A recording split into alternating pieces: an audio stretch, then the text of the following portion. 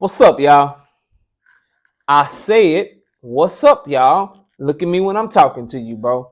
Nah, I'm just messing with y'all, man. This your boy Knockout Boxing 86 TV, and we in here. So check this out, bro. Before I get going on our video, smash my like button, subscribe to the channel if you're new here, share the video, turn on your notifications, and go follow me on Twitter at KOBoxing86 TV. For breakdowns and predictions, you can hit me on my email, knockoutboxing86@yahoo.com.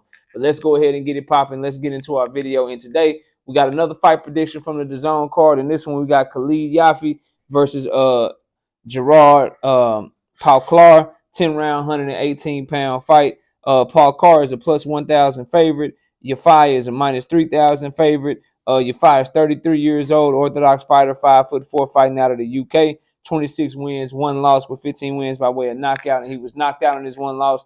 That was against Chocolatito in 2020. Then you got Paclar, 24 years old, Orthodox fighter out of the Philippines, 5'5", 16 wins, 5 losses, 3 draws, 9 wins by way of knockout, and he's been knocked out twice in his career. For Paclar, he's a domestic level fighter in my opinion. Never really fought outside of the never fought outside of the Philippines, and he's a domestic level fighter that fighting domestically has 5 losses and 3 draws.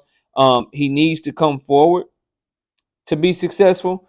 He does have good hand speed. And he'll switch cadence on you, which I really like. So he'll throw some punches slow and then boom, explode with a shot down to the body, or up top, specifically hooks and stuff like that. But he doesn't have a lot of defense, no real pedigree, a lot of holes in terms of moving straight forward and straight back. Guard is way too wide when he goes into his high guard. He goes into it like this, which gives you room to punch through it and punch around it. Just a lot of things and a lot of flaws that he has defensively. And you would expect this type of opponent for your fight, who's coming off his knockout loss to Chocolatito, and that was way back 2.5 years ago, in like December of 2020. So this is a fight where um, or 2 years ago, I should say, in like December of 2020, whenever it was he fought Chocolatito. I think it might have been early 2020. Long story short, it was 2.5 years ago, bro. 2.5 years ago was the last time he fought. So he's coming off of a big layoff. And he's kind of been inactive even before that, because he only has 3 fights since 2018.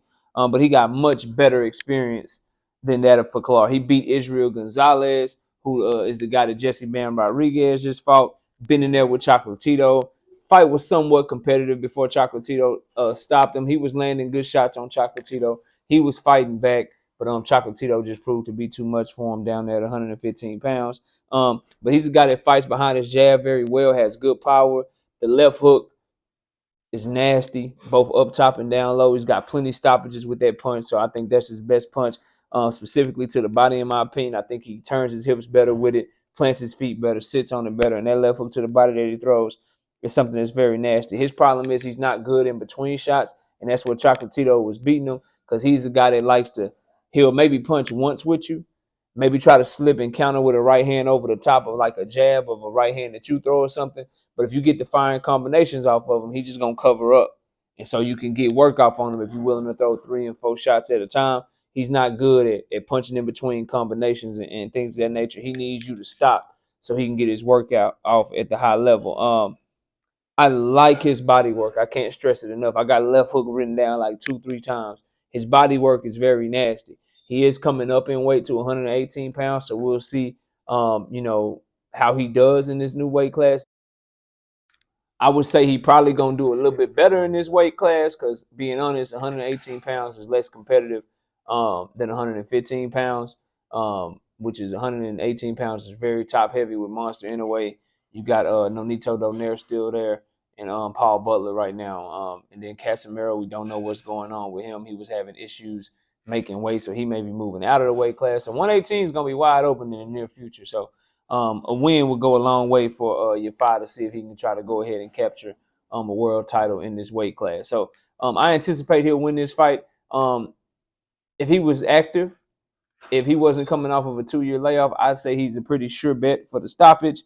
But seeing as though he hasn't fought in 2+ years, I'm gonna say he has to shake some ring rust off. It is only a 10-round fight in this instance. So I think the first three or four rounds, he'll probably win them, but it'll be him just probably getting his feet wet, getting his timing down, maybe not landing his shots cleanly.